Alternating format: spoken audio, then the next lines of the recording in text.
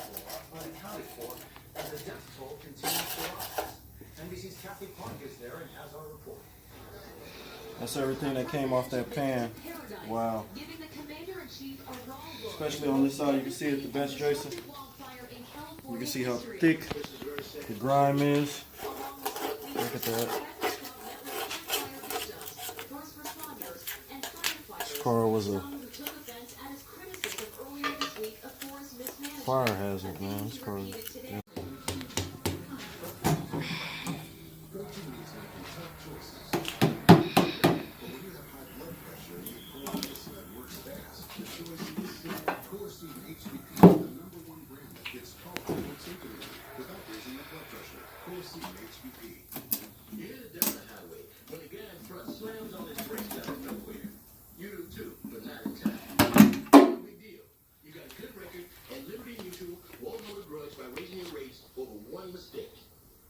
So just inspecting the pan, look like we have some moisture down here.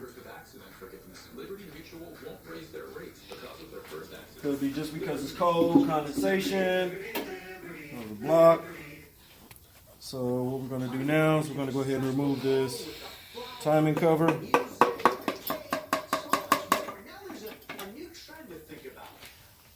Chain has a lot of slack. Look at that, guys. Look at the slack on that chain. I could damn near take that chain off without removing any of the sprockets or the cam. So we're going to go ahead and remove this.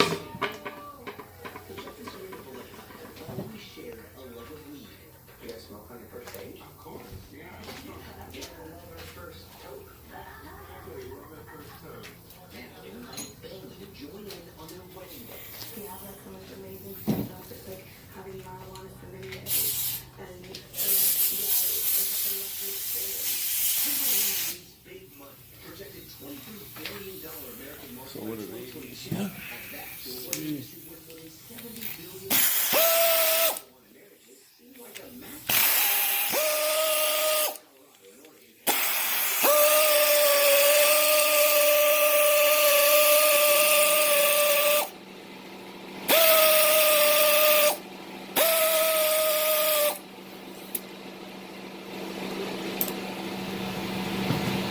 I would think that, like I said earlier, that my issue was probably on the timing chain, probably worn, lots of slack.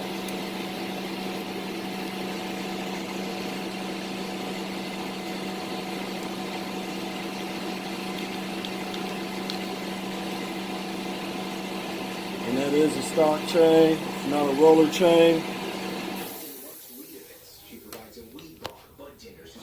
And we'll go ahead and put these bolts back in and remove the cam so we can take a look at lopes at the cam. My experience with these stock 305 blocks is that they must use soft metal for the cams. And always I seem to, every time I take one apart, to have a flat spot on the cam. Make sure you take them out carefully.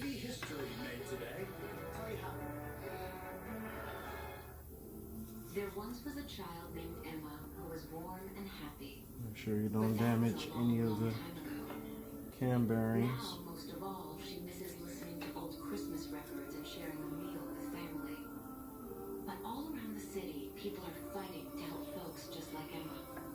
And thanks to them, she will once again hear music at Christmas, feel the warmth of shelter, a good meal, and a little hope. I brought in Ensure Max Protein to give you the protein you need. With less of the sugar, you don't. There we have it. So inspecting the cam.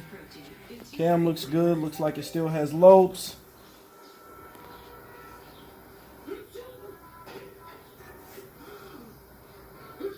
So we'll take this cam, set this to the side. And now what we're going to do is we're going to go ahead and get started on taking out the rod bearings, mains, and pistons. All right, So now we're going to go ahead, just for time's sake, I went ahead and took out all the pistons and rods. For this one here, you can kind of get an idea of what goes on. Take off your rod cap bolts. Set those somewhere close.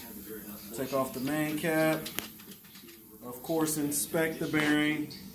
Bearings look bad, but not bad as in scarred. So what we want to do is we want to put our stud covers over our studs, our rod studs, so that way it doesn't scar up the cylinder walls as they go out.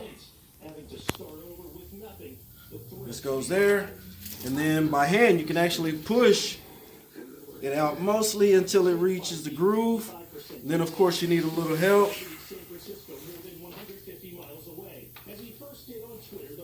Keep that straight. I'm gonna tap it a little bit. That's what I do. I use the wood end until I get enough room, and then I can tap the center of the rod. And there we have it, piston. We inspect our rings, make sure we don't have any cracks or anything, which we don't. Since these are stock, they are not numbered. So what I like to do is of course when you put the cap back on, you match up the locks. And then of course you have your wad or indention groove here, which goes up against the flat part of the journal of the crank. And of course your bolts. And do not reflect the values of the county which he represents. As such, I call on him to step down as county commissioner. I've been using a pick to mark these. This one's number 8. And now what we're going to do, of course, like I said, to help save some time, I went ahead and loosened our main cap bolts. So what I'm going to do now is I'm going to go ahead and remove the main cap bolts. We always keep those in order. They have arrows on them here. And you always want to keep the arrow facing this way towards the front of the motor. So let's see here. Grab air hose, Jason.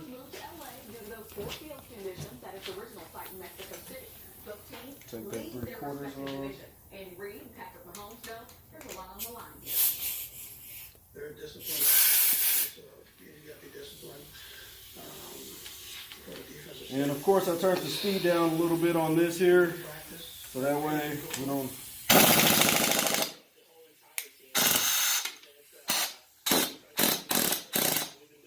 Turn the speed down too much. There we go.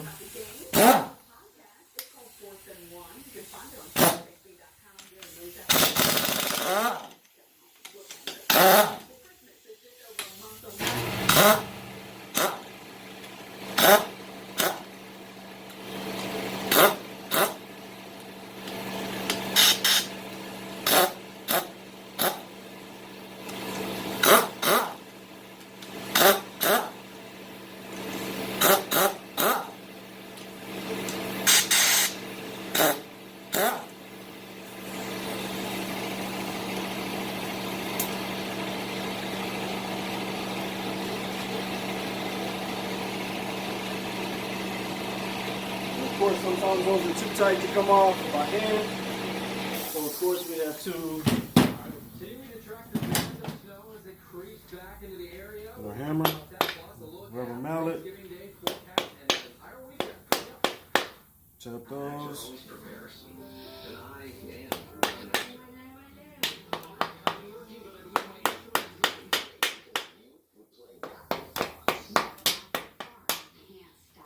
Alright.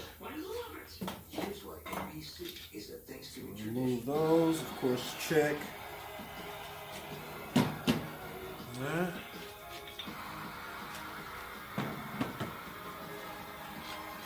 Guys, I really appreciate y'all hanging with me on this disassemble. I know, like I promised you guys last week, I have a lot more time in the garage, me and my boy, with the wifey being in Las Vegas this weekend. So here we are, yanking out the crank. Last but not least, I always leave my flywheel on, makes it just easier to grab to me. Pull that up straight even and out. And now, of course, I'm going to start working on getting out those stubborn lifters. Start tapping those out. Hey, want to really appreciate you hanging in there with us, knocking this out on this Disassemble. And like I said, if you like this video, like and subscribe, share it, comment below. Of course, I still need a better way of draining the antifreeze out of it while taking off the head. If you guys have any ideas, let me know. So once again, appreciate you visiting my page, my tube, and we'll see you guys later.